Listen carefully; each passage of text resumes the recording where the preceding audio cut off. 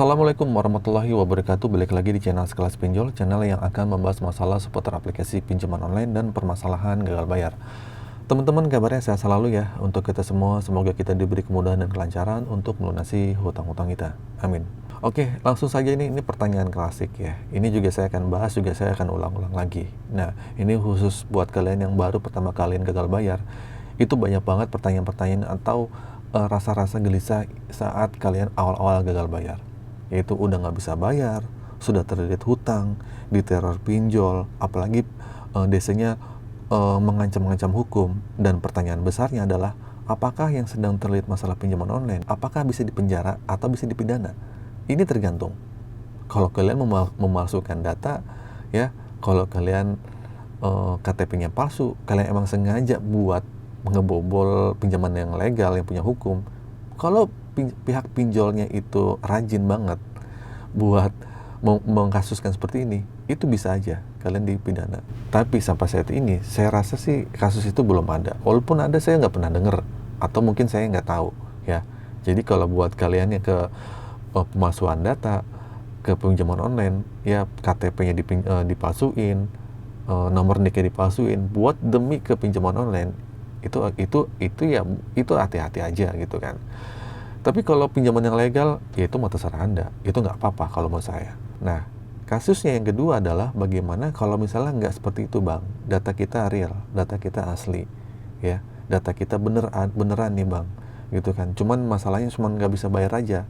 Tapi tiba-tiba si DC pinjol ini ngancem kalau kita tuh bakal dipidana, bakal dipenjara karena penggelapan data, main-main sama perusahaan tuh gimana? Jawabannya, kalau kalian emang datanya asli, datanya beneran, dan kalian nggak bisa bayar, atau kalian nggak ngerespon, jawabannya nggak pernah bisa kalian masuk penjara, dan nggak pernah bisa kalian dipidana. Walaupun bisa disidang, bisa. Tapi sidangnya masuk Mahkamah Agung atau pengadilan bisa. Tapi cuman nanti kasusnya perdata. Nah, masalah perdata itu ya itu kalian nggak bakal bisa dipidana, kalian cuma dituntut ya udah suruh bayar kerugian perusahaannya. Nah, tapi kasus pinjol ke pengadilan dan ujungnya di perdata sampai saat ini belum ada.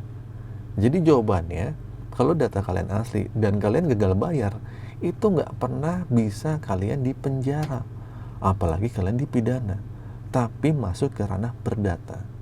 Ya, risiko pinjol itu cuma ada tiga nih, kalian baik-baik aja. Kalian kalian coba perhatiin baik-baik nih. Cuma 3 doang risikonya. Jangan menambah risiko yang terakhir, itu dipenjara atau dipidana, itu enggak. Risiko yang pertama, kalau kalian gagal bayar pertama, itu kalian masuk selek OJK, BI checking. Kalian nggak bakal bisa minjem lagi di bank atau pembiayaan finance lain lah, atau dipinjol sendiri ada aplikasi lain, tuh nggak bakal bisa. Gitu, di leasing itu nggak bisa, ngambil KPR itu nggak bisa, ya. Itu kalian masuk blacklist OJK, BI checking, ya. Minjem di bank nggak bisa. Tapi kalau pinjaman online itu bekerja sama dengan bank, ya, dan atau melaporkan seleknya ke OJK lah gitu, ke BI checking. Dan resiko yang kedua adalah itu denda dan bunganya ya menumpuk, gitu.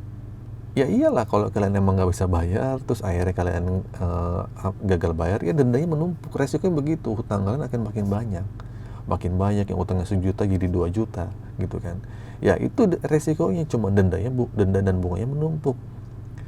Ini bisa kalian nego, bayar pokoknya aja bisa, gitu kan. Jadi biasa aja. Dan yang pertama pun, blacklist OJK bisa hilang, bisa. Kalau kalian udah punya uang buat ngebayar, nanti hapus sendiri. Yang kedua pun sama, denda bunga yang menumpuk bisa hilang kalau bisa kita nego juga untuk bayar pokoknya aja, ya. Dan yang risiko yang ketiga, itu kalian itu diteror sama DC pinjolnya.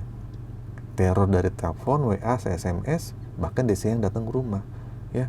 Risikonya emang malu gitu, risikonya emang DC lapangan ya malu diteror, malu nanti orang lain tahu kita punya aplikasi pinjaman online, kita gagal bayar lagi, ya kita malu. Itu manusiawi lah kalau misalnya kita malu sama diri kita yang ternyata kita gagal bayar, ternyata kita minjol.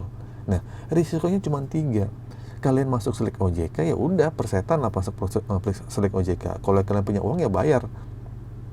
Suatu saat juga utang kalian bakal terhapus, ya nggak? Terhapus kalau kalian punya uang. Jadi nggak usah pikir-pikir.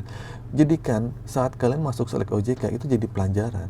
Ya udah, berarti ini cara kita stop buat nggak bayar, untuk nggak pinjol-pinjol lagi. Ya, jadikan pelajaran, emang ini jadi rem kita buat nggak kepinjol lagi. Ya, kalian dimasukin lah ke selek OJK, kalian di blacklist. Dan yang kedua, kalian akan punya bunga dan denda yang menumpuk. Itu bisa dinego gitu kan, untuk bayar pokoknya aja. Yang ketiga ya resikonya ada di si lapangan yang datang, atau di teror-teror DC pinjol, karena nggak semua pinjol itu punya DC lapangan yang datang. Cuman sekedar diteror lah gitu kan. Terornya bisa aja sebaran data ke sosial media dan sebagainya. Jadi gitu teman-teman nih, nggak ada orang yang gagal bayar di aplikasi pinjaman apapun itu diputus pengadilan masuk penjara, nggak ada sama sekali. Kalau kalian emang diteror, ditakut-takutin sama DC pinjol akan masuk pidana, aku hukum, melarikan keuangan gitu kan, itu hoax, bohong, nggak pernah ada yang kayak gitu ya. Jadi kuatin mental aja. Kalau bisa SMS atau chatting, telepon dari DC nggak usah diangkat, nggak usah dibaca, hapus aja. Itu bikin kuat mental kalian ya. Bodoh amat, kita sisihin dulu deh permasalahan kita dulu, kita fokus sama kerjaan kita dulu, kita kumpulin uang, karena ini akan menghambat tidur nggak enak, makan nggak enak ya. Itulah gagal bayar, bikin resah. Emang punya hutang itu nggak enak ya. Nah, jadi gitu teman-teman ya. Singkat saja video kali ini.